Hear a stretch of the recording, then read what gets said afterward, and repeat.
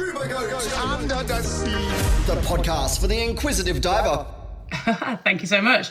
My name's Kate Parker, and I am from Sheffield, just the other side of the Pennines from you. And I grew up in England, probably was quite obsessed with the ocean from a young age, but didn't get to spend much time in it, being in a fairly landlocked place in the UK. But then I started traveling around about 2011, 2012 and learned how to dive and got into scuba diving and just kind of really cemented my love for the oceans and how fascinating everything was. And that started a ball rolling into getting various certificates and did my dive masters in Koh Tao. And eventually moved over here to Melbourne in 2014 and started working in diving in Melbourne just on the weekends for fun. And eventually ended up going to see a screening of a documentary that was being hosted by Sea Shepherd in Melbourne. And that really just started a huge snowball into joining the Sea Shepherd onshore crew, doing some volunteering with them, which eventually turned into offshore volunteering, which then led to me joining the Australian Coast Guard and spending a lot of time training with those guys. And more recently, setting up my own conservation-based project around supporting women to get into marine industries. So it really all came from that one chance viewing of a documentary with Sea Shepherd back in 2014, 15, I think it was. And it's led me on a path to various marine-based conservation voluntary activities. So yeah, it's been an interesting road. Do you have any time for yourself? No, I sleep. Yeah. I really enjoy everything that I do, though, and I feel like I get so much back from the voluntary work that I do. It gives me so much joy that I don't really mind how much time it takes out of my day to day. But yes, I probably have oversubscribed myself somewhat. Yeah, but I suppose it falls into that bracket of do what you enjoy, do what you love. That's exactly right, and it's that work-life balance. So I have a career as a speech pathologist, and I enjoy my job, but my passion would definitely be around ocean conservation, and I'm very lucky and fortunate to be in a position that I can manage both of those, so I can get time off work to go and do my voluntary offshore crewing with Sea Shepherd, and I have a very supportive team that allow me to have that work-life balance. Pretty stoked with the way that I've managed to get things set up. I'm curious. What's a speech pathologist? So a speech pathologist is somebody who helps anyone communicate if they've got issues with communication. There's also a little bit around head and neck anatomy and swallowing difficulties. But when you train as a speech pathologist, you train in all areas from, newborns all the way up to end of life. And then you specialize. So my specialism is in mainstream schools. So I support children who are struggling to access the curriculum based through language difficulties or communication difficulties, whether it's understanding or verbalizing what they want to say, or articulation issues, or social pragmatic issues like autism cohort, or any situation, literacy difficulties, any situation where they're not really able to engage with communication. Our team will be able to support them to access the curriculum. Sounds pretty damn interesting. Does that cover all, is dyslexia involved in that as well? Yeah, so a lot of our work is moving into that literacy space and supporting children with literacy difficulties. So a lot of to be honest, it's mostly consultative what I'm doing. So it's a lot of coaching of teaching staff how to communicate. Yeah. And I picked up on you said you mentioned it briefly the other day that you did your dive training in Koh Tao. Sure did. Who doesn't? I know, right? It seems like everybody that comes on this show has been to Koh Tao at some point in their dive career. That's it. And you were there as well? Which dive centre was it? I was, yeah, Big Blue. Yeah, Big Blue. I was with Sari Cottage. And that was with... I can't remember who you said the other day. Trevor and Barry were running it when I was there. I'm not sure if it's changed hands much, but yeah, the two Irish brothers. So yeah, it was a wild time, as you can imagine. I think there was 8 of us who went through and did our dive masters at the same time. So lots of, what do they call it? The snorkel run or whatever at the end, parties on Koh Tao, as you can imagine. I'm still in touch with a lot of them. I'm not sure how many of them are still working in diving, but yeah, it was a really cool experience. And yeah, I'm really glad that we decided. We were traveling, my friend and I, and we'd done our open water and then our advance and then our rescue, and like everyone else, just kind of sacrifice some of our travel time to do that certificate. And I'm actually really glad that I did, because when like I said, when I moved to Melbourne, I got into diving here, and that funded a lot of like the pay that I got from that. I just bought all of my own dive gear with. So it taught me about diving in cooler waters, and I ended up doing my dry suit diving cert. And so, yeah, it definitely opened a lot of doors for me. And just to make you more confident in the water. I mean, I haven't worked as a dive master in a while, but it's always nice to feel that level of confidence when you do go back into it and you sort of know what you're doing. I think it's definitely worthwhile doing, even if you don't work as a dive master, yeah. Yeah, just having that experience, especially with what you're doing with Sea Shepherd now as well. And, you never know what you're going to get into. Absolutely, yeah. If we get prop fouled, someone's going to get in the water and get the rope out from our engines. So, yeah, anyone with a diving certificate in Sea Shepherd is handy. Hey, now just saying about Sea Shepherd and diving, what's the go with the diving element of Sea Shepherd? Yeah, so one of the campaigns that I run or set up in Australia as part of Sea Shepherd is the Sea Shepherd Dive campaign.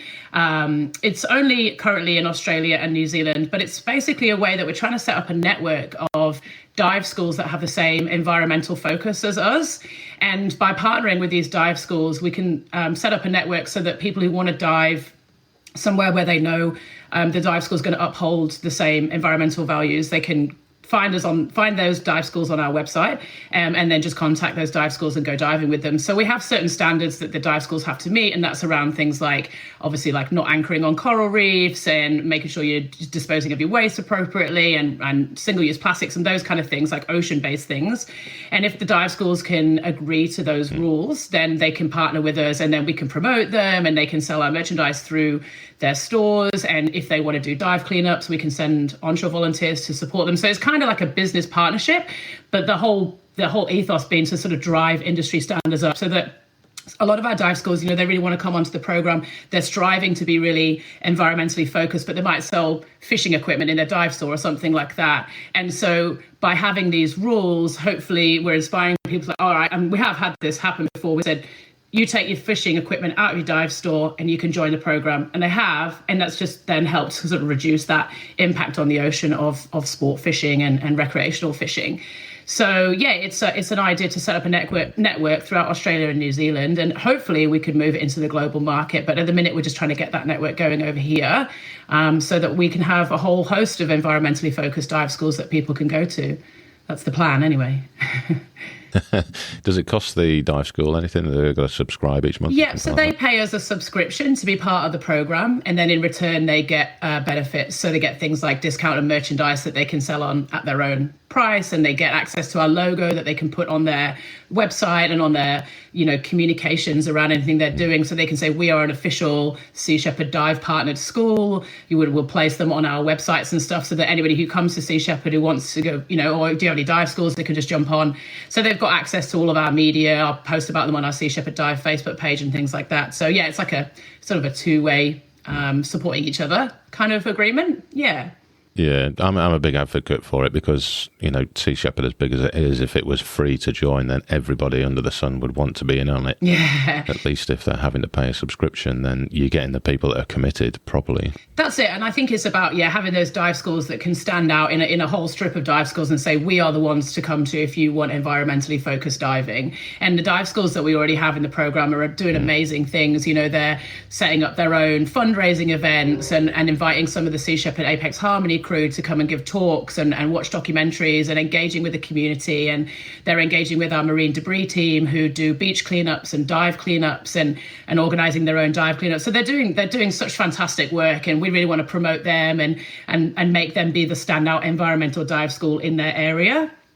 So yeah, it's kind of more of a niche thing rather than like everyone can be a partner. But to be honest, I understand that for a lot of small businesses, diving doesn't always provide all of the financial input that you need. And some of our dive schools do run fishing trips in order to, support their income and things like that. So it isn't always achievable for all dive schools, but we hope that the ones that really have that environmental focus will strive to join the program, to be able to say, we are the renowned environmental dive school in our patch, essentially. Yeah.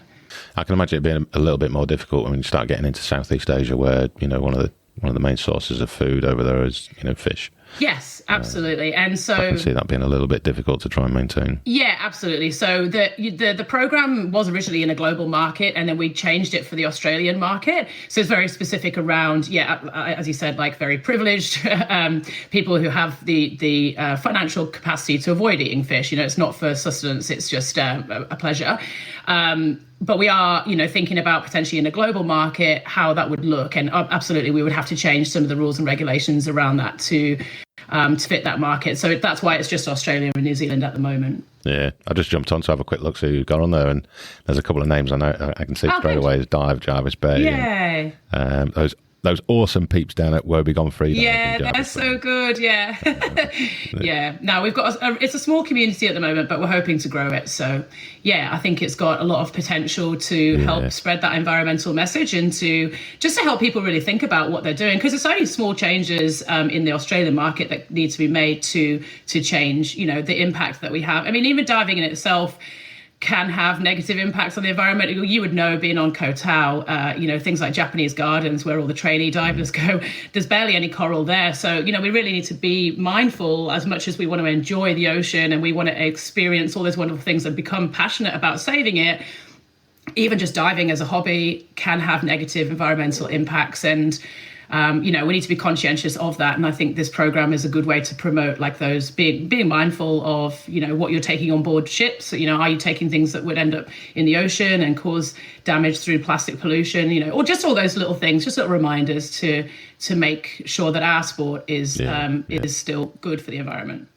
Yeah, for sure. And like you say, I mean, Koh Tao's a brilliant example, because in the height of the day, because we were there roughly the same time. I believe so, yeah. I was there 2012, yeah. I got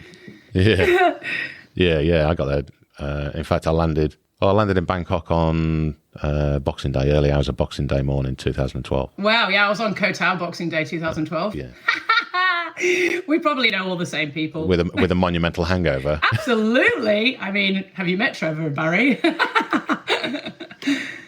I know. I got stuck in Bangkok. I was there for about almost 2 weeks, because it was just so full with people who'd booked up on the ferries and the coaches, really? and even the planes down to Samui. Oh, right, okay. I couldn't get a ticket. Yeah, wow, crazy. So I didn't actually get onto Koh Tao until the start of January. Oh, gosh, yeah. I think we left probably at beginning of Feb, so we might have just, we probably had a few beers in Banyans at some point.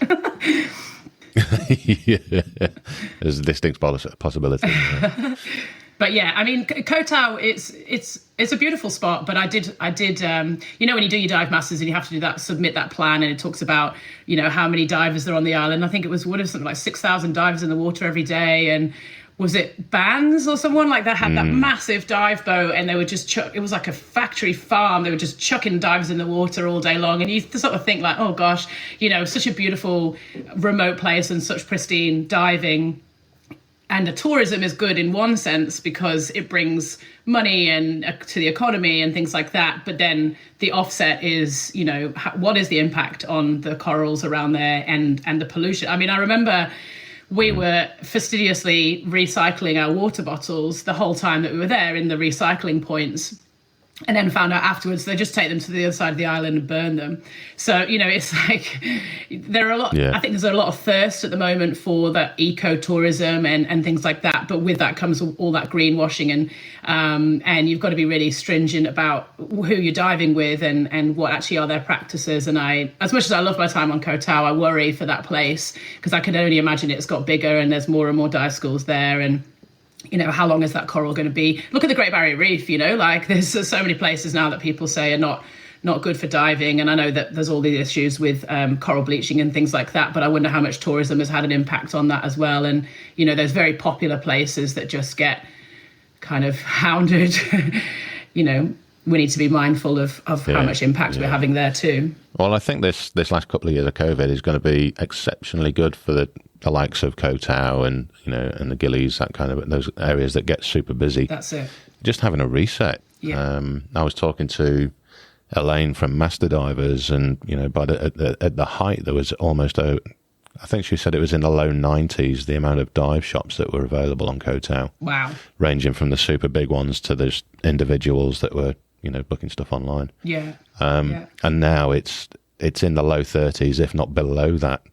because of this hard reset. Okay. So a couple of years of not having people there has made a significant difference for the good. Yeah. I mean, and with all the macro that's being found as well, it's amazing. Yeah, I mean, obviously we don't really want to wish a global pandemic to be the reason that we reduce the amount of dive stores. But, I don't know if you've been to places like Sipadan in Borneo, and those are very, very famous but very well protected places, and they just have a certain number of permits per day. Same, we went to the Cocos Island off Costa Rica. I think it's like 50 people in the water every day. And I think managing the load like that is probably the way to go in order to protect some of those places. Did you ever go to Sail Rock, was it called? It was about a 2-hour trip off Koh Tao. Yeah, limited access, limited number of people of going. I think we can still enjoy the beauty and we can still get inspired.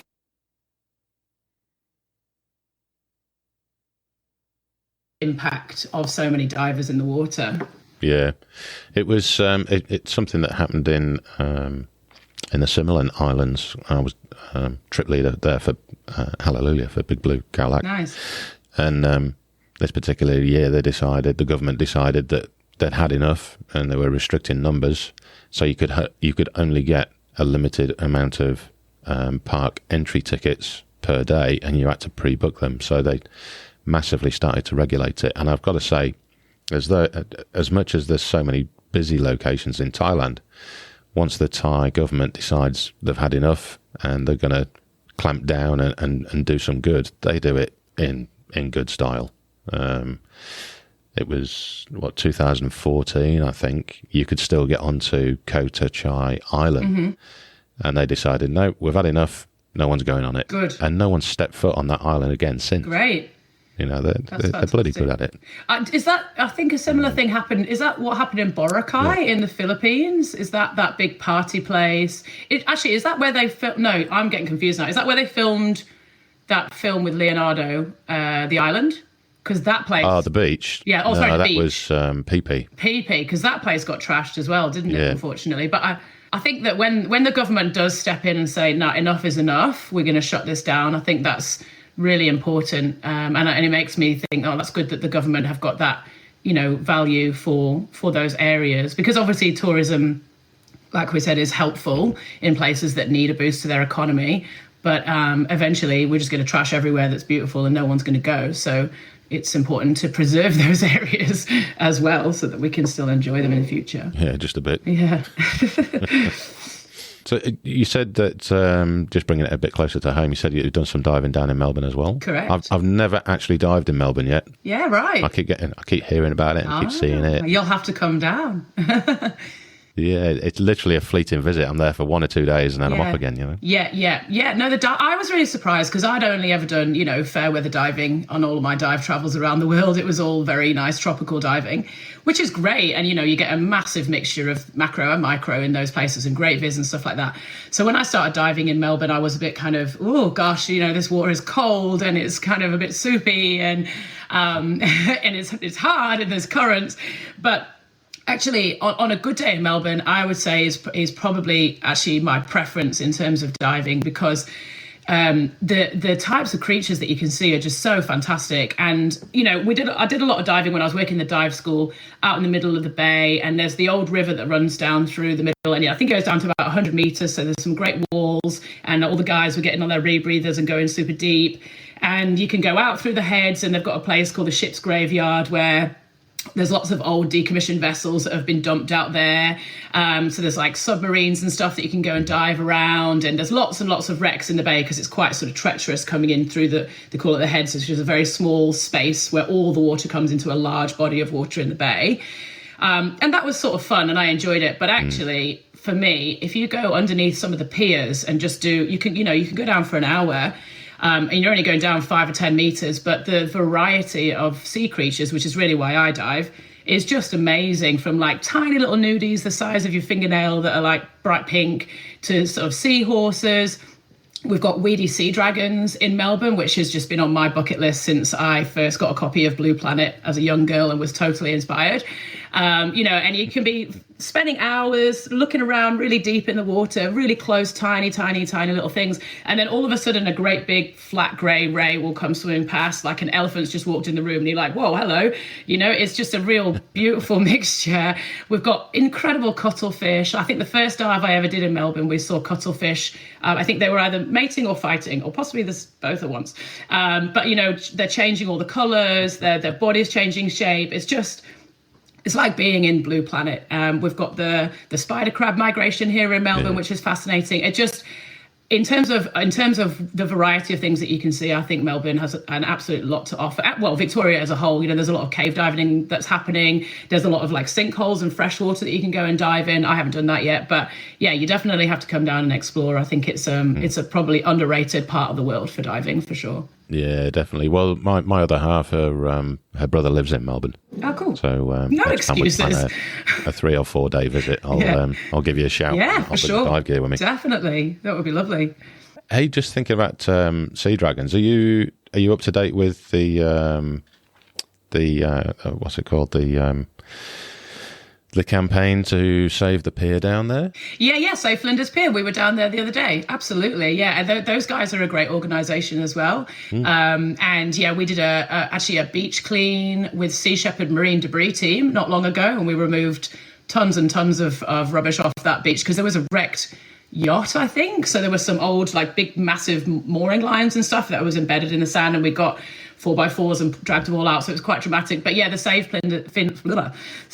Flinders Pier crew were all down there, and they're doing some fantastic work. And I think it's really important to preserve those old places where the wildlife is so heavily embedded. I actually was involved with a really interesting project similar to what you're talking about. Have you heard about what happened at Blair Gowrie with the old wave wall? Yeah, so there was an old... No, go on. There was an old wave wall there that was being restored, or they were putting in a new wave wall at the marina. And one of our dive partners called Dive to You started this program, I suppose, to try and save all of the wildlife down there. And what they did was absolutely incredible. So what they did was they agreed with Blair Gowrie that the new wave wall, that rather than taking down everything and putting in the new sections all in one go, they'd do it bit by bit. And by doing it bit by bit, it gave us time. So he'd got a lot of divers to get into the water, and we would literally removing all like the corals and the ascidians from the old wave wall and then moving them onto the new wave wall. And he had like bungee cords, and he trialed all different types of underwater glue to stick the corals onto the new wave walls. And one day, so I did a bit of work with them, helping them moving it across. And it was super successful. And one day my job was just to relocate all the animals. So I was just like a little ferry taking all the little nudies over to their new home and depositing them. It was super cute. So they just went section by section. And, it was absolutely freezing cold. We were in the water for far too long at very, very, very cold temperatures. Couldn't feel your fingers when you came out. But they managed to relocate all of that wildlife, and it took really well to the new wave wall. So that was a fantastic project. I wish there would be more like that around the world. And, maybe if they have to do something like that with Flinders, it would be fantastic to try and save all of those creatures from losing their habitats. I keep keeping my eye on that one, because I spoke to Charles Rees about it. It must be 6 months ago, if not a little bit longer. Yeah. And I saw Jane Jenkins. I think it's Jane Jenkins is involved as well. But I should get them on the show as well and talk to them in detail about it. Definitely, yeah. But it's looking very, very positive so far. Yeah, and that's the power of community campaigning, isn't it? And raising awareness. Like that's what we do, isn't it? Advocacy for all these important things that I think it's so easy to just the government makes decisions and it just goes under the radar and we don't notice. So that's a real good example of the community standing up and saying we don't want this, and we're gonna campaign, and we're gonna cause a fuss, and we're gonna raise awareness and show the world what's happening, and actually make those changes and stand up against those government decisions. So I think that's fantastic. Yeah. Speaking of politicians and hiding shit, have you had a chance to see the snippet from Peter Whish-Wilson the other day? Senator Peter Whish-Wilson. Was this him in Parliament? He's from down in Tassie, I believe. Jumping up and down? Was that it? When he was... Yeah. Oh, what a rock star. What a rock star. I love that guy. He's a legend. He's amazing. I like that guy a lot. Yeah. He's probably the only politician in the world that I actually like. 100%, yeah. And his Instagram is Senator Surfer. It's just pictures of him surfing. Well, I actually put the snippet on the Scuba Goat page just simply because it's a perfect example of how politicians will not answer a direct question. Absolutely. And just give bullshit. They're just coached into it. Yeah. And I don't mind saying that. Senator Hume, you did a great job of being a politician because you didn't answer the question. Absolutely. Full stop.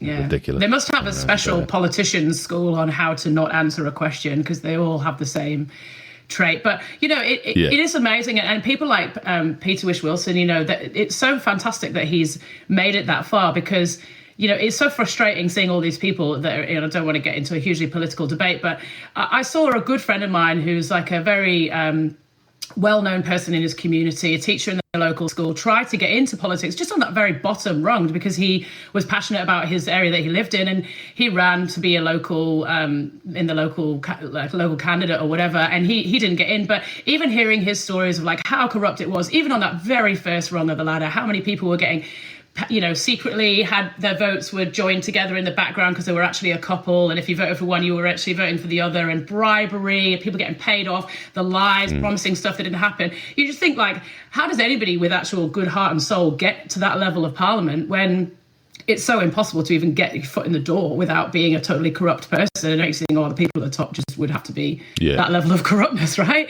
You know, it's so frustrating. So go Peter for, you know, managing to swallow some of that rubbish to stay in there. So I don't think I could cope with that. I think he's got to be one of the very few that actually is trying to do what he says. Absolutely, yeah. It's almost like a reality TV show that the reality is it's like Australian Survivor, you know? Yeah. Oh, I'm going to do this to help you, but then I'm going to stab you in the back when it comes to getting rid of you. That's exactly what goes on in politics. Yeah. It's ludicrous. Terrible. So I wish him all the best, and I hope he does get some great successes, but he's up against a bloody big brick wall. For sure. That's for sure. For sure.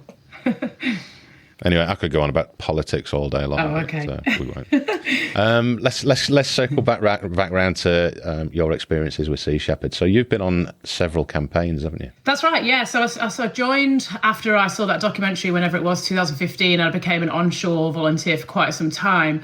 But then I don't know, I just became obsessed with the organisation. I think it's one of those things where you don't know what you don't know. And when I joined and I started watching some videos and clips of some of the things that were happening out in the ocean, I realised just the extent of the damage that we're causing. And it's so out of sight and out of mind. And I just became really, you know, fascinated to learn more and passionate to do something about it. And it got to the point where I was helping out with one of the ships that was docked in Melbourne. And I was like taking time off work to go and, you know, scrub around in the engine room and just do anything I could to be on that boat. So eventually I asked my manager to give me some time off to go on to do an offshore campaign, which she granted me, which is, you know, the key reason why I was able to do it, which I'm very grateful for. But yeah, so I ended up going on the last campaign to the Southern Oceans. It was called Operation Nemesis, to Antarctica to oppose Japanese whaling, which has been, you know, very well publicised and probably what we're most well known for here in Australia. And then I jumped straight from that over to a campaign in Mexico called Milagro, where we're trying to save a porpoise from going extinct. It is not the target of illegal fishing, but a fish that is being targeted. The fishermen there, or the poachers, are using nets that are accidentally killing this vaquita porpoise. And now, when I first went out there, I think there was about 50 left, and now they think there's less than 10. So I've been going back to that campaign pretty much every year since. I went out there in 2017. So it's been running now. We're on the 8th year of running that campaign, and it's changed a lot over the years, and our tactics have had to change. But we're alongside the Mexican government. We have the military police and the army on board our vessels, because essentially the poachers are ex-drug runners, because the fish they're trying to catch, its swim bladder is worth, well, more than cocaine now. It's worth a lot of money on the black market in Asia. So they're desperately trying to catch this fish that's worth, you know, thousands of dollars. So that's what I've been mostly doing. And then I did a campaign where we did a transit up to Mexico, and we ended up going to that Cocos Island that I was talking about before, off Costa Rica, and doing a big cleanup there and removing, I think, about 40 tons of illegal fishing gear that the park rangers who live on the island had confiscated. So yeah, it's been an incredible ride. I've got to see some amazing things, and I think I saw that one when I was. In fact, Jeff Hansen flagged that one. Yeah.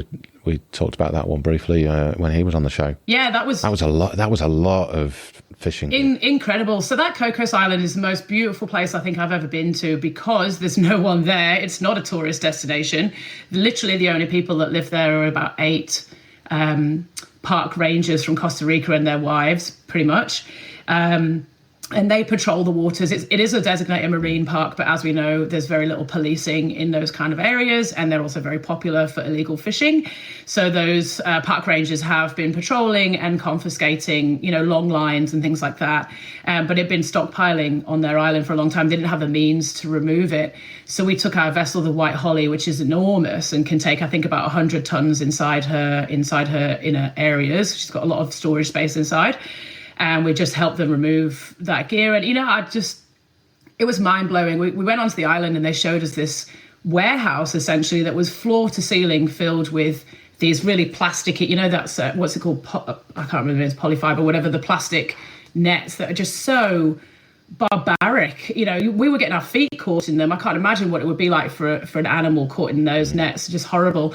And then just buckets and buckets and barrels of longline hooks. There's massive, great big, several inches large hooks that get caught inside the animal's faces. Like, just awful. And anyway, it was so nice to be able to take all that stuff away and think about how much less, these fishing devices will be in the ocean. But it's probably only a small, tiny drop in comparison to what's still out there.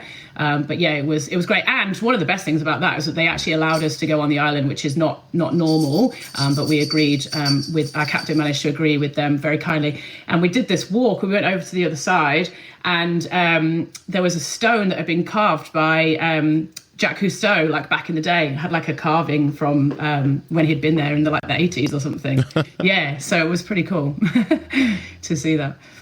Was that is that the same island? Because Pete Bethune was telling us about how they used. I picked up on you saying the long lines there, and they were catching the fishing vessels that were slinging out the long lines outside the borders of the marine park, and then cutting the corner to drag the lines through the marine park, and then almost effectively pretending to bring them back in as though they were heading off home. Yeah. There's all sorts of things that go on like that. I'm not sure if that's exactly in that area, but I think there's a lot of fishing that happens in places that are supposed to be protected just because there's not enough capacity to police them very heavily. So there's a lot of that stuff happening. But I've definitely seen in Mexico where they, the fishermen or the poachers, they'll have the legal nets, and they'll pull them out and show us, look, here are our legal nets. But then actually when we pull them out, they'll be attached to an illegal net. So they're illegal based on the size of the holes in them. So the small shrimp fishers can have small holes in their nets, but the fish they're trying to catch, the totoaba, is a much larger fish, and they call them gill nets. The holes are, like 20 centimeters wide, square, and they catch the fish by the gills, and they're illegal. So they'll have their legal nets in the water, and they'll show us that that's what they've got. But then actually, if we recover them, they probably have the illegal ones on the end. And then sometimes even on the end of that, they have long lines attached on the end of those illegal nets. So there's a lot of that kind of trying to trick people and trying to make it look like they're doing the right thing when they're still illegally fishing that's happening around the world, unfortunately, which is a huge issue. Yeah. It's insane, isn't it? I don't know how it's going to pan out, because my personal opinion over this last year, or even 2 years of doing this podcast, I'm more and more inclined to believe that the ocean's pretty damn screwed, and what we're doing is just delaying, or delaying how long it is before it's completely screwed. I don't think that there's enough good people in the world and people that understand the severity to actually make a massive difference straight away. I have to agree with you, and it makes me really sad. And I remember when I first joined Sea Shepherd, some more long-term volunteers telling me, you will go through this anger and sadness when you really understand the extent and how little is being done about it. So I don't want to be pessimistic, but I do agree that I agree that there's not enough information out there. But I also think that there's willing ignorance of that. you can share all this information, but then people still want to have fish fingers. So they kind of go, oh, that's crap. Yeah, but I'm not going to stop or change my habits. It's the link between sharing the information and actually doing something about it that is the bit that we're struggling with. And whether that's just, humans being so bred to believe that they are, top of the food chain and we can do what we want, or that just that distance between what we're consuming in terms of what we're eating, but also industrial, like purchasing, global anything, clothing, everything that we're buying, it's all having an impact on the planet. And I think there isn't enough people getting the message out there, but even when the message is put out there, there's not enough people willing to hear it. And I think that's ultimately going to be our downfall when the facts around, 90% of our oceans are overfished, 2 football fields of the rainforest are getting pulled down every second, like all these statistics are out there, but people just don't want to hear them. And I think that's the most frustrating thing as an activist or as an ocean lover. Yeah. To not just get angry about it and stand on your soapbox and yell and be like, you should do something about this, because that doesn't get everyone on side either. It's about trying to share the information in a way that's going to actually make people change their habits. And, I feel lucky here in Melbourne that I surround myself with other people who have similar values to me, but I know that that's a bit of a bubble that I live in. And actually, probably most of the rest of the world don't have those values. So, yeah, it's a tough one. I agree. I think the oceans are very, very close to collapse. I mean, and I say that, but I'm also very aware that there's an awful lot of the world that are completely oblivious of the importance. And now that we're moving into that age, that digital age of being able to communicate, and it's no longer communication within your own little village, it's global communication. And the more that people are made aware of the importance of what's going on, then they can start acting locally. And I think we're seeing that an awful lot more in the more remote locations as people start to understand the importance. Absolutely. And I think... So I'm kind of... I don't want to say I'm a fence sitter, but I'm kind of caught between the two realms of it's fucked, and we can do something about it. And I think it's just that constant, like you say, you can't stand and shout and scream about it and make a difference. Yeah, absolutely, and I would agree with that. I think I think we are a lot closer to the end of our planet than people realize potentially. I don't know if you heard recently about like the heating, the overheating in Arctic and in the Antarctic, and then the recent collapse of the ice shelf. These things are happening incredibly regularly. People talk about these one-off freak events, the fires in Australia, the floods, but they're not one-off events. They're happening all the time. And I think if people could understand the urgency, then we might have more response. But I think people are coming to the party, but perhaps not with the speed that we need. Well, we can only do what we can do and see how we go. Have you been to Africa at all on these campaigns that you've done? No, I haven't. Yeah, I'd love to. I know that there's a lot of campaigns with Sea Shepherd off the coast of places like Gabon and Liberia, and those campaigns are fantastic because that's really targeting one of the biggest issues for our ocean. Is not, obviously we're not going after people who are just fishing to survive. It's these global fishing organizations that are often very criminally run, and they're huge trawlers and huge fleets of vessels that are just absolutely plundering our oceans at a staggering rate. And these campaigns in Africa are fantastic because what we're doing is we're not just going in there and trying to fix things ourselves. We're actually taking local fishing authorities, local government officials from those areas and providing the resources, as in a boat physically, to help them enforce the laws in their waters. So we'll take the local officials and we'll approach a vessel that's fishing in the local waters, and we will board those vessels and we will inspect what they have in their catch, and we'll look at their licenses. And more often than not, they're fishing for one thing, but they've caught about 1 million other things, and they've got a freezer full of shark fins and whatever else is going on that's illegal. And so then being able to issue fines and bring them to justice and try and shut some of those organizations down. So yeah, I think those campaigns are super important because that's really targeting one of the very top destroyers of the ocean, if you will, like those huge fleets. Yeah, I'd love to get involved in one of those campaigns one day. It'll happen. It's definitely on the list. Hey, speaking of large fleets, do you know if Sea Shepherd have any plans to head down to Galapagos? Because I have a funny feeling that those Chinese vessels will be back at some point this year. I absolutely agree. I don't know. I'm not privy to that information, unfortunately, but I can only cross my fingers and hope. I know that we did have a very successful campaign there. It was last year, wasn't it? Looking at the amount of squid fishing that was happening over the Chinese fleets.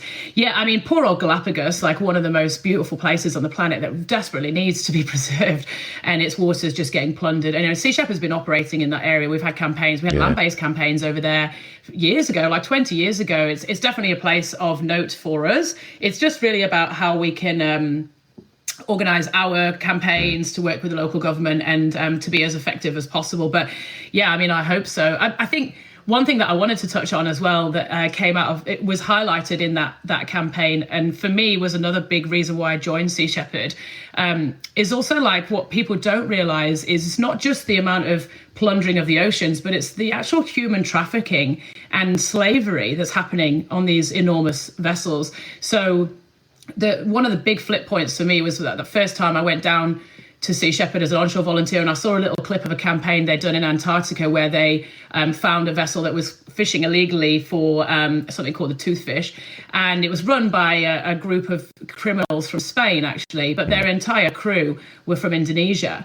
And when Sea Shepherd eventually chased them and told them to go to port, and they didn't, and the captain scuttled in his own vessel, it was a great documentary called Chasing the Thunder. You can watch and learn about that. We had to bring all of these people on board our vessel, and that they were just grateful to get off. Like the conditions that a lot of these people are kept in and is just horrific. And I know Greenpeace has been doing a lot of work in that area. They take people often illegally. They take their passports off them when they come on board. And these people can be trapped on board these vessels for, 7, 8, 9 years. These vessels don't go to port. They have other refueling vessels that come out to them, and they're literally kept as slaves. And I think people think, oh, that doesn't happen anymore. But the amount of human trafficking that's happening in the global fishing industry is absolutely disgusting. And, when the Chinese vessels were approached by the Sea Shepherd volunteers, I don't know if you caught that, but our volunteers went over and were talking to them. And this is July 2021. And one of the things that they asked our volunteers was, has COVID left China? Because they had left China so long ago, they didn't even know. They had no access to media. They had no access to the outside world. They had no idea that the global pandemic had even taken place. And you just think, that's horrific. Like, even if you don't care about the oceans, if you care about people, you should be avoiding these organizations that you just don't realize. You go and get a can of tuna from the supermarket, like the impact on the planet and the impact on humans is so colossal behind the scenes. I just really urge people to find out more about what's going on there, because that was a huge thing for me as well, just to think about how horrible that must be for those poor people trapped on those vessels for years and years, leave their family behind. And, if you get sick or if you break an arm and you're of no use, they just chuck you overboard because you're not registered anywhere, you're illegal. And the New York Times did an investigation into the number of humans just chucked overboard vessels. Yeah. And it was absolutely staggering, the estimation of people that have just been canned because they weren't helpful. I just think that just blows my mind that kind of stuff happens in this day and age. People just don't know about it. Yeah. I was listening to Joe Rogan literally yesterday on the way back up from Canberra. And one of the comments one of the parts of the discussion was about global slavery. And there's like 9.5 million people estimated across the globe that are still slaves. It's insane. It's insane. Isn't it? Yeah. And I think that, like you said, I think it's about getting the information out there. But it's about delivering in a way that will actually make people try and change what they're doing and not just go, oh, that's crap, and then get on with their day. That doesn't affect me. So yeah, it doesn't affect me, so I'll just completely ignore it. Or, I would like to buy my clothing from an ethical store, but it's quite expensive, so I'm just going to go to Kmart and buy some cheap crap and throw it in the bin in a week. It's all those kind of things that in society we need to change. Yeah. Hey, Kate, I'm going to take a quick run at the bathroom break. Sure. I'll be back in Please 2 minutes. Yeah, that's crazy that slavery and people trafficking stuff isn't like this. Just seriously. It's so sad. You can't think about it because you get too depressed about the world and you end up doing nothing. And I think that's a big issue as well. Yeah, you just get overwhelmed. You know, I think I've chosen my path has been ocean conservation, but there's a big crossover between Sea Shepherd cruise and the Sea Watch cruise. I don't know if you've heard about them, but they're working in the Mediterranean, rescuing immigrants coming over from Africa, trying to get into Europe. And, you know, I just think, God, like, how much compassion can you have? Like, I feel like I can't even cope with the amount of trauma that I'm witnessing doing my Sea Shepherd stuff to then deal with, you know, what's happening in immigration, what's happening in women's rights, what's happening in LGBTQI rights. It's just it's so overwhelming. There's so many things that we should be passionate about. And I think that's the problem. People just go, it's all too much, so I'm not going to do anything. But, you know, start with one thing. I occasionally catch the train to Chatswood, which is the sort of big shopping centre 2 train stations down. And just the homeless people. Yeah. Lined up along the mall there. Yeah. It's enough to just break your heart into pieces. I know, yeah. It's unconscionable. You can't imagine how we've managed to turn. How have we got to this point? Look who's back. Hello, mate. If we were depressed before, have a go at what's just walked into the room. What have you just been talking about? I heard homeless people. We were just talking about just being overwhelmed by the number of things in the world there are to be brokenhearted about. Yeah. Yeah. From right outside your own front door to what Kate's talking about with people just getting chucked overboard on a ship because they're no longer seen of any value. Yeah. Like, really? When did that just become? Yeah, exactly. Okay. How is It's that insane, isn't it? allowed? Or, well, We've it's set not. up You know, the other thing they do that's really terrifying is they have inspectors come on board to inspect the catch or whatever. And Greenpeace have got some incredibly scary footage of... you see this footage of them at night time sort of bumbling around on the deck, and then they'll sit on the side of the deck and they fall overboard, and they basically poison them, and they're just wigging out, and they're just completely disoriented, and they fall off the side of the ship, and then the ship will record it as like an accidental, oh, they must have fallen overboard, but they're like deliberately killing these inspectors so they can get away with catching whatever they want. Like, it's so dark. Like, yeah, exactly that. How do we get to this point where human life is just so replaceable? It's so heavy. Sorry, it's got a very depressing turn. It's actually marketable. Several federal Australian governments have been elected in the last 2 decades on a policy of turn back the boats. I know. Keep people out. Yeah. The UK are specialising in it now. They've taken a leaf out of Australia's book, and there are votes in it. Thousands and thousands of votes. You know, I can still remember 20 years ago when there was a massive, I think it might have been an earthquake in Afghanistan. And my boss at the time, people were saying we should be taking all these refugees, these people who've been there. He said, no, don't let them in. If you let them in, they'll never leave. Yeah. Jesus. Do you understand the human tragedy that's unfolding here? What's actually happening to people? Yeah. But people just separate themselves from that. There's just a massive humanity over there that's not real. It's just people. They cut their pinky finger, and it's a tragedy that they go to the emergency department and don't get treated straight away. That's it. Don't have the empathy to understand that other human beings have the same feelings as the rest of us. It's quite terrifying. Yeah. And I think it's that, you turn a blind eye, and it's ignorance, isn't it? Look, it partly is, but it's also partly what Kate and I were just saying. There comes a point where you just can't. You've got no more to give. You can't affect it. Like I get in Chatswood, you walk in, you see the homeless people, and you think, this is amazing, it's terrible, it's awful. And then you realise there's nothing you can do about it unless you change your entire life to vote. And even then, because you know people who've done that, your impact will be minimal. And so you end up in this conundrum of, well, us in the first world, just by being alive, we make it awful for an awful lot of people on the planet just by being here. Yeah. By being able to go to Coles and buy food. Yeah. To buy, like you said, the tinned tuna. Yeah. But I don't eat the stuff, but not because I have any great moral thing. I don't like tuna. If I did, I probably would. We'll take it. Never give That's good enough. All of the things that are involved, and I don't know how you change it. I just don't know how you change it. That's it, and that's the difficult bit, is how do we change it? And it's, I think it's an impossible feat, and that's why I'm leaning more towards the world is fucked. Quite frankly, it is fucked, but it's how long have we got until it gets to that point where everyone's walking around like it's a scene off Halo or Star Wars, where there's just no natural world left and it's just desert. Yeah. I think it's somewhere in our future. It's somewhere in the next couple of 100 years. There's no question. We can't turn back what we've already done. No, and the first one that's going to go is the aquatic world. unfortunately. But you know as well as I do, there are people in the world, smart people. I know people who are intelligent, because I've known them for a long time, who genuinely believe that climate change is a hoax. That's The environment is not unbelievable. an issue. There are no problems. That Humans blows do my not mind. cause any issues just by being alive. Yeah. Yeah. I think there is. It's just insanity. But again, I mean, I'm bringing it back round to politicians, but I mean, they're there just to protect their own arses for the next 4 years and protect their jobs. And they're told by, in fact, here's one for you, Kate.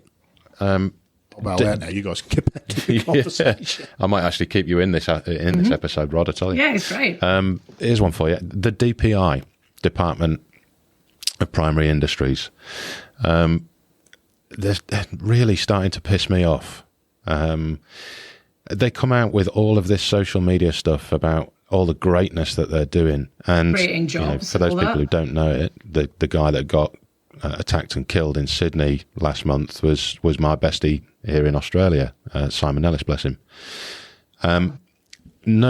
Within 23 hours of that occurring, they're putting in drum lines all up and down the coast, and those drum lines are still going in. I saw a post about it last week, and it was almost like a post of pride. We're putting drum lines in to deter. That was the word I saw, was to deter sharks. How the fuck does a big hook with a big slab of meat on it deter a shark It is. from where humans are interacting in the water? It is absolutely wild. Excuse me. It's wild. That campaign, I mean, you must have talked about this a lot with Jono, and he absolutely would be the fountain of all knowledge with that campaign. But I did go out on Apex Harmony with, or go out on Greyness as part of Apex Harmony with Jono, and I learned a bit about it there. And I knew some of the backstory, but when I actually saw it with my eyes, it is unbelievable that anyone could imagine that a pissy little few meters long net, or that's on a stretch of beach that's hundreds of kilometers wide, is going to do anything to deter a shark. And drum lines that are baited are only going to bring sharks in.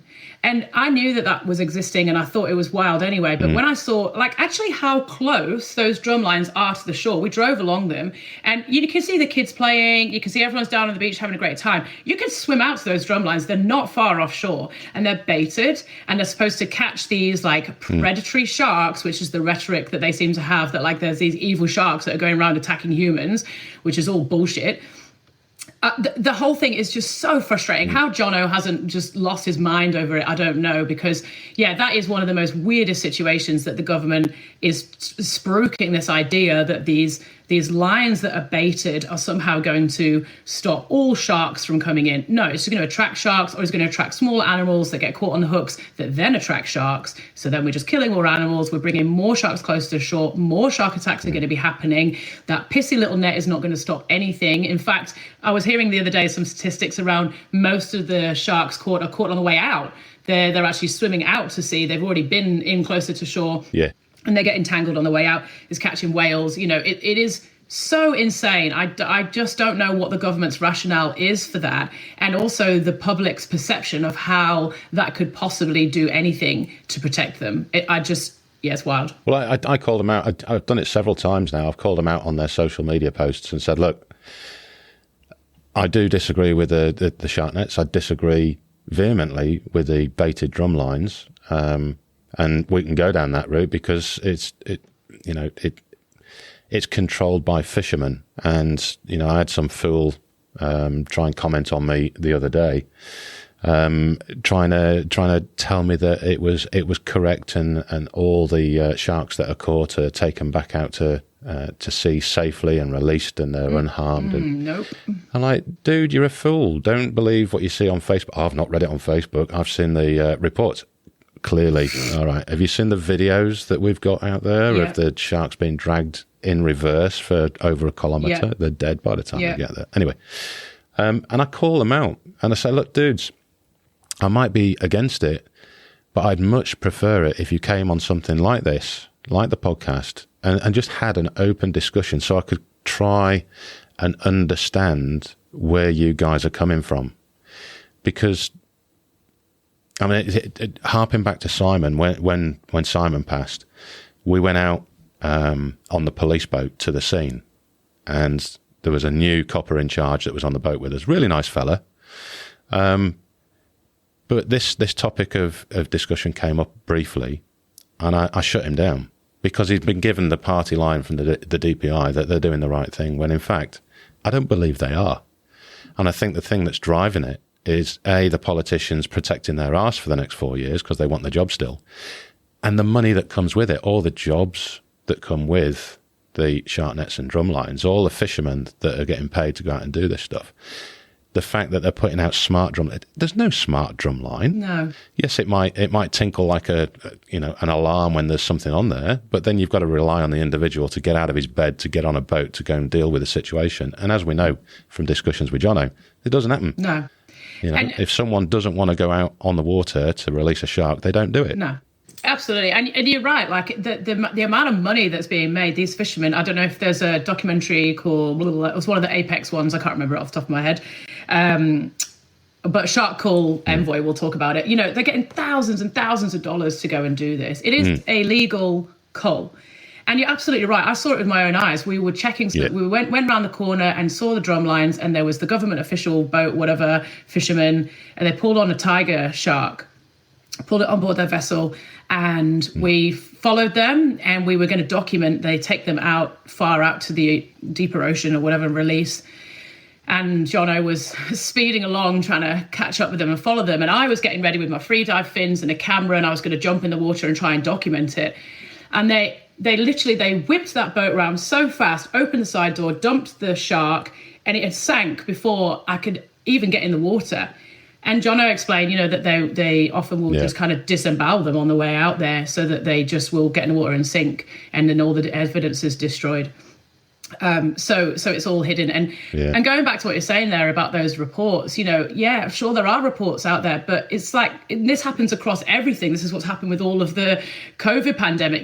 Who's writing these reports? It's like, there was a report that came out that said that eggs are healthy, but it was commissioned by McDonald's or whatever. Like, if someone's writing a report saying that all these things are like good practice, chances are it's been commissioned by the people who are invested in making sure you believe that it's good practice. So, that those reports might exist. I mean, sure. The Japanese brought out a report saying that all of this killing of the whales they did in Antarctica was scientific research, and the report stated that whales like to eat krill. Well, we know that from looking at whales. We don't need a report. You don't need to cut them all open and say that. Like, there's so much bullshit reports out there. Just because it's a scientific report doesn't mean that it's a valid reason to do something. So, I think that's a problem as well, that people hang on to that, like, oh, I've got this evidence, I've got this piece of knowledge, I've got this scientific-based evidence report, but it's the bullshit report anyway that's put out just to make you believe that what you're doing, which you probably deep down know is wrong, is okay. Well, it's a form of propaganda, isn't it? Because what I did notice with the DPI is that, like on Facebook, you can put the @ symbol and then tag someone in a post. You can't tag the DPI in a comment. So clearly they don't need to read the comments. They probably don't bother.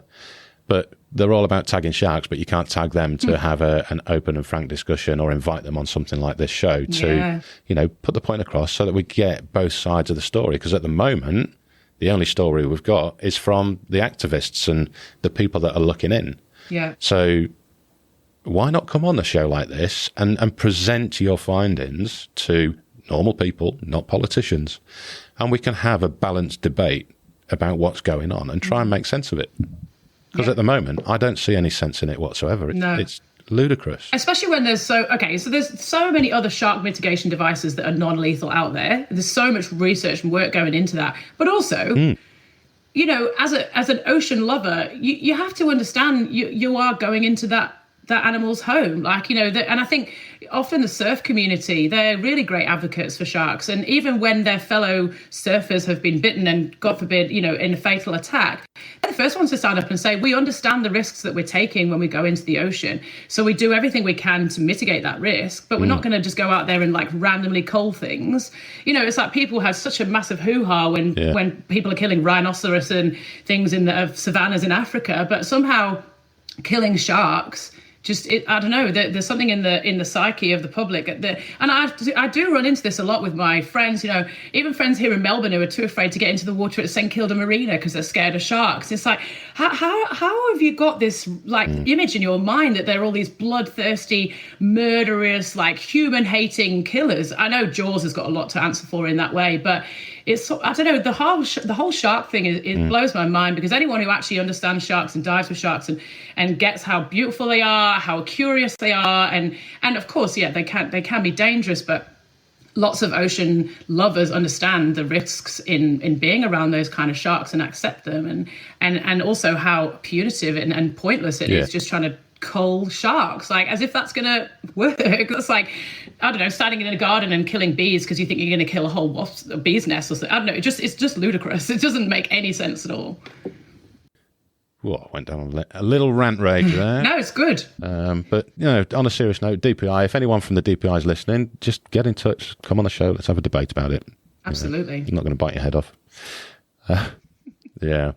Now let's change the subject a little bit. Tell me about this this organisation of yours, the Daughters of the Deep. Is it a charity or foundation? We're a charity. Yeah, we're very much in our infancy, but we've managed to achieve quite a lot in our first year. We launched on World Oceans Day last year, so yeah, pretty chuffed with what we've managed to achieve. So our original goal was around funding women who might not have the economical or cultural, societal support to get into diving. And so we were thinking about just kind of paying for a few PADI certificates and helping women get into that diving workforce that could maybe go into conservation diving and things like that.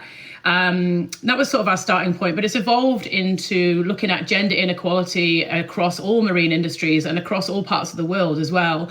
So whilst we were sort of originally targeting places like Nicaragua and Thailand and Indonesia and Madagascar and supporting women to get into a marine industry financially, there are discrepancies in things like the number of women that are overlooked to get research grants into scientific marine-based research, or even just the kind of societal implications of having a female captain on a boat or a female commercial diver. All of those things, this exists across all industries, but trying to kind of highlight women in those industries to promote it as more accessible for women and to try and address that imbalance, but also fundraising to support women around the world who aren't able to access those industries themselves. So we have various projects on the go. Our first one was in Madagascar, and with donations that we got through very kind donators and also selling our merchandise, we managed to fund a girl in Madagascar to go to high school, and she wants to become a marine biologist, and she's now partnered with a dive school that we're partnered with, and they've given her internship and they're teaching her how to dive. And in that part of the world, I didn't know this until we launched this charity, but young women who don't have the financial resources to go to school are often married off quite young, often to foreigners, as a way of bringing in money to the family. So by supporting her to go to school, we, took her away from that situation in which she probably would have just ended up being married off quite young. So we started that project, and we've now funded a second woman over there. And now we've got internships happening in Thailand where we're sponsoring local Thai women to become dive instructors. And we've got various other projects that we're looking to launch over the next year. So it's been amazing. We're registered in Europe and in the Americas and over here in Australia. And we've had a really positive support in friends buying our merchandise and things like that. And I'm super excited to see where we're gonna go. Like one day it would be cool if we had Daughters of the Deep dive schools where we could, take the local community women in and teach them to dive. But so we're mostly at that sort of fundraising and awareness stage, and then partnering with organisations on the ground. We're just about to launch some work in Melanesia as well, so you can check out our social media for that one, because I don't think it's launched just yet. But yeah, just been a really interesting process did a lot of interviewing with women working in those industries as well, and that was really eye-opening and often quite sad, hearing some of the stories around sexism that occurs for women in those industries to this day. So yeah, we're sort of like advocating and showcasing women in those industries, just to try and make it more of a balanced workforce, I suppose. Yeah. You should maybe have a chat with Andy Lewis, Coral Sea Foundation. Oh, yeah. Because he founded the Sea Women of Melanesia. Yeah. And that one does really well. And it's very much in line with what you're talking about there, because the ladies up there in Papua New Guinea that are under his watch are out doing all the coral research, and it's fantastic. He's had several awards for it. Yeah, amazing. Yeah, I'll keep an eye on our social media. So what's next for you? I know that you're shipping out soon, aren't you? Yeah, correct. Next week I'm back over to Mexico to join the ship, which I'm very excited about. I'll be out there for 3 months, and it'll be my first time in the bridge. So I've always traditionally been in the deck team, so first time as an officer. So they're letting me drive the boat. So very, very excited / terrified. Get out of it. Yeah, I know. Crazy. So yeah, super excited to do that. So I'll be out in Mexico for the next few months, and then come back and get on with my speech pathology work for the rest of the year, and come back and continue doing my Coast Guard work, and hopefully get some more Daughters of the Deep programs off the ground. Yeah. So how does, just going back to the boat there, how does the hierarchy work on the boat? So, well, we just have different departments, and then we have some department heads. So I was in the deck department, and then the head of the deck is the bosun. And then we have the bridge department, the head being the captain, and we have the engineering team, the head being the chief. So I did, I think, 5 or 6 campaigns in the deck team, and then last year I went in as bosun. And then this year I'm going in to the bridge team. So I'm just the second mate, then there's a first mate, and then there's the captain. So I don't know, like we're all sort of have our own, obviously the captain's right at the top there, and the chief and the bosun, and then we all sit underneath our different teams. We also have a media team and a chef as well. So like, as you would know on boats, it is a hierarchical structure, and its captain's orders obviously are always what we follow. But obviously we're also an organisation, and we can have internal conversations around what we're doing. But it is captain's orders which we will follow in terms of what we're actually doing day to day on the boat. Yeah. And is there a structure to each day, or is it very much flexible depending on kind of information that's coming in? Yeah, absolutely. So each day is different, and each campaign is different. So, for example, in Antarctica, it was, I think, a month and a half, maybe 2 months of just searching for the whaling fleet. Very, very frustrating. We launched our helicopter at least twice a day, and every time the captain of the helicopter came and landed, we'd look at his face and know that he hadn't found them, and we'd all be disappointed. Then eventually we found them, and then we chased them, and etc. So that's sort of how that campaign is. And I should imagine the African ones as well. There's a lot of patrolling, and then boom, you find the ship, and then it's all systems go. The one in Mexico is probably daily, seeing the poachers putting their nets in the water, recording where their nets are, and then hauling them out of the water. So each day is a combination of kind of patrolling and noting down and retrieving nets and dealing with whatever's come in on the nets. And it can be totally different. Like the deck team have very much that structure, sort of 9 to 5 type structure, whereas the bridge and the engineering team are 4 hours on, 8 hours off, 24 hours a day, because they constantly have to check the engines and constantly have to be on watch in the bridge. It totally depends what you're doing and what stage the campaign is. Obviously, transit is very different again because we're just going somewhere. But so it can be varied. It certainly is always busy, and we don't get days off. So it's there's never a dull moment for sure. Sounds good. Well, I think we'll wrap it up there, Kate, and let you get on with packing for shipping out. Is there any particular way that people can follow the activities that you're going to be involved with? Yeah, absolutely. So you can jump on our Sea Shepherd Conservation Society pages to follow that campaign for Milagro. You can jump on daughtersofthedeep.org to follow what we're doing there, or you can see some of the work through the Coast Guard on AVCGA, the Australian Volunteer Coast Guard Association pages. Follow along, see what we're getting up to there. We'll be posting out on our social media accounts there. Awesome sauce. Well, when you get back, give me a shout, and then you can come back online and give us an update of all the fun stuff that you've done. Sure, and you've got to come down for a dive. I know, right? Well, I'm going to have to wait until you get back. In fact, bloody hell, it's going to be winter when you get back. Maybe in the spring. Maybe in the spring. But that sounds better. Yeah. Thank you so much for giving me this opportunity to talk about all these things as well. It's always nice to be able to share the work we're doing. So I'm super grateful. Thank you so much for inviting me on. Oh, it's been an absolute pleasure. And like I say, you're more than welcome to come on again. I look forward to hearing all the good stuff that you've done over there. Thank you. No worries. Thanks for tuning in, everybody. Bye-bye for now. This is Scuba Goat Under the Sea, the podcast for the inquisitive diver.